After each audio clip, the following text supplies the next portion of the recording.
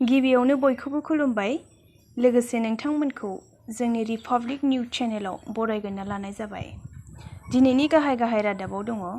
मिथिनो मोननाय बादिब्ला डिलिमिटेसनखौ गोजोननाय गैया अदालगुरिनि रायजो राजाफोरा। बेनिखायनो फैगौ 28 जुन आरो 5 जुलाइआव CO coordination for Udalguri house of parliamentary कन्स्टिट्युएन्सिनि HPC डिमान्ड कमिटिया गोख्रों सोमावसारगोन होनना मिथिहोदों। BJPनि फामे बिबारखौ बुरलुंबुथुर दैमायाव गोजाव होथारनांगोन, अब्लासो इयुन जोलैनि लाइमोनफोरखौ बिथा होनो हागोन, नङाब्ला जौनि दखानाबो बांगोन। बे बाथ्राखौ बुङो कंग्रेसनि आफादगिरि भुपेन बर'आ। रायजोनि सानै MLAफोरनि बाख्नायजाथाव हाबाफारि। आसामनि दैबानानि थासारिनि समाव आसाम आयेन आफादनि सानै MLAफोरा दैबानानि जेंनायाव गोग्लैनाय सुबुंफोरखौ मदद होनो सिगां फारसे फैदों। बे MLAफोरानो जादों सुशान्ता बरग'हेन आरो मानब देखा। बे सानै MLAफोरा गावसोरनि 1 दाननि दान बान्थाखौ चिफ मिनिस्टार रिलाइफ फान्डआव दान महरै होदों। बे MLAफोरनि बाख्नायजाथाव हाबाफारिखौ गिबि मन्थ्रि हेमन्त बिश्व शर्माया टुइटाराव टुइट खालामनानै फोरमायथिनानै होदों। डिलिमिटेशन अफ कन्स्टिट्युएन्सिनि सायाव बनसु।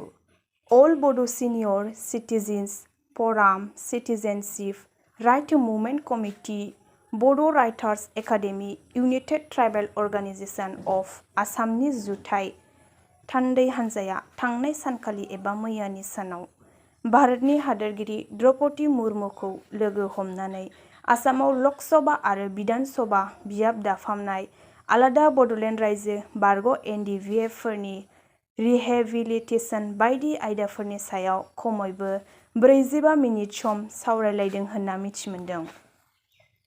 पाब्लिकआ बाइक सालायनाय समाव हेलमेट गानाब्ला 1000 सालान दानो, नाथाय पुलिसफोरानो बे आयेनखौ मानियाब्ला सोर बेनि सायाव सालान दानगोन?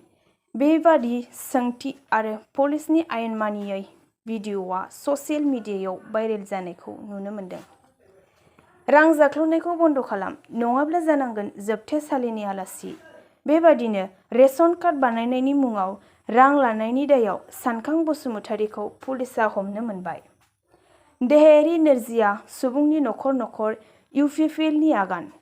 सुबुंथिनि हाबा मावदों UPPL हान्जानि नेहाथारि बिना गयारिया।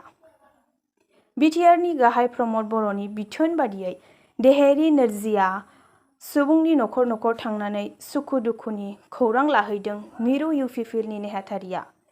BPFनि 15 बोसोर सरकार आरो UPPLनि 3 बोसोर सरकारखौ रुजुना नायोब्ला हमदांनो हागोन सोर मोजांसिन खामानि मावदों। बे बाथ्राखौ बुंदों UPPLनि नेहाथारि बिना गयारिया। मिथिनो मोननाय बादिब्ला बर' थुनलाइ आफाद, दुलाराय बर' फरायसा आफाद, BTRनि बायजोनि बर' बिजोंनि सोलोंथाइनि जेंनाखौ थाबैनो थिक खालामनांगौ। 19था जिल्लानि मादाव बर' बिजोंनि फरायसालिया 6था जिल्लायाव थांनानै दं। दिनै 26 जुन 2023 धेमाजि जिल्लानि सानजारि नोगोराव थानाय सतीश बसुमतारीनि गोजौ फरायसालिनि नब्लाङाव मिरु खौसेथि बर' सुबुं आफाद, धेमाजि जिल्ला खौसेथि बर' सुबुं आफाद, सानजा सानजारि दख'रा खौसेथि बर' सुबुं आफाद आरो सोनाब सानजारि दख'रा खौसेथि बर' सुबुं आफाद जथायै सांग्रांथि सावरायमेल हाबाफारि जानानै थाङो।